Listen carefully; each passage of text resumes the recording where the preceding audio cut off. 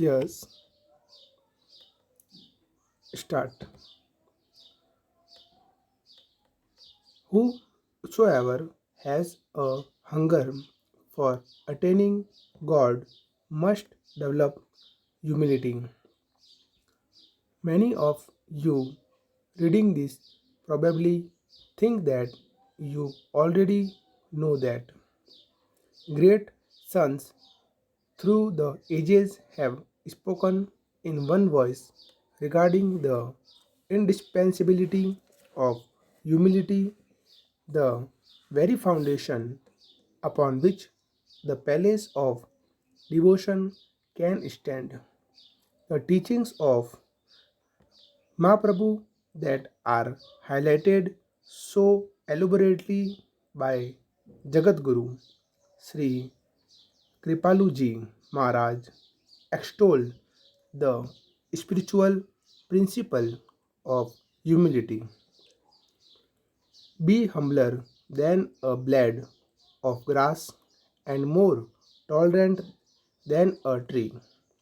We hear these words, we understand them, but rarely we contemplate on them, and rare still does anyone put them into practice. Let us find out what the saints and scriptures really means regarding humility and how humble we need to become.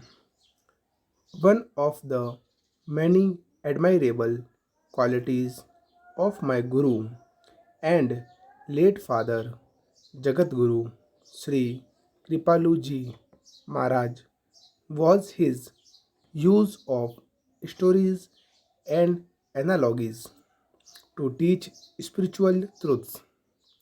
In answer to the question, how humble should a devotee be? Let me write two stories he frequently told in his discourses.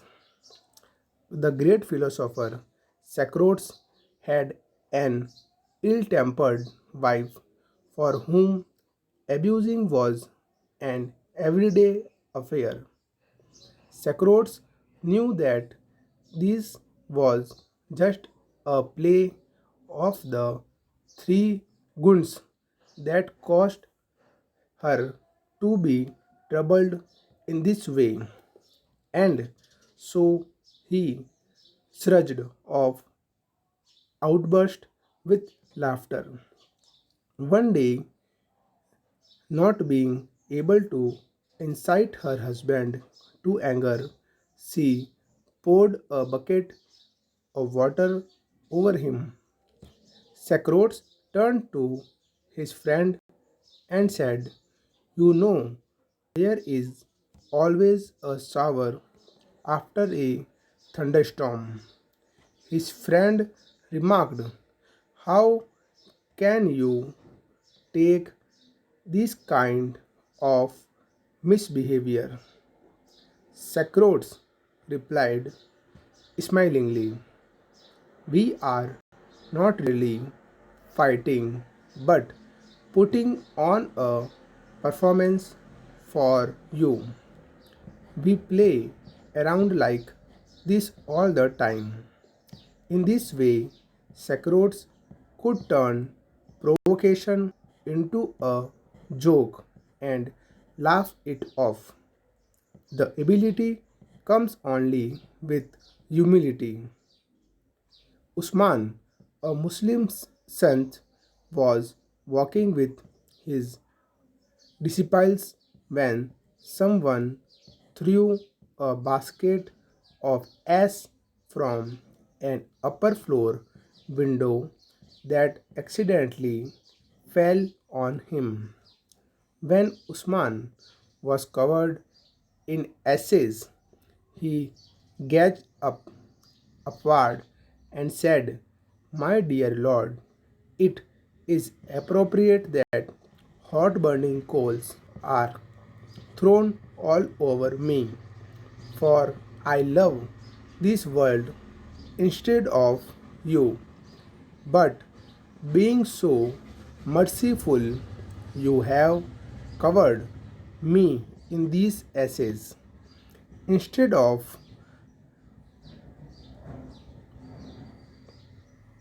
retaliating as we would, Usman responded with love and humility.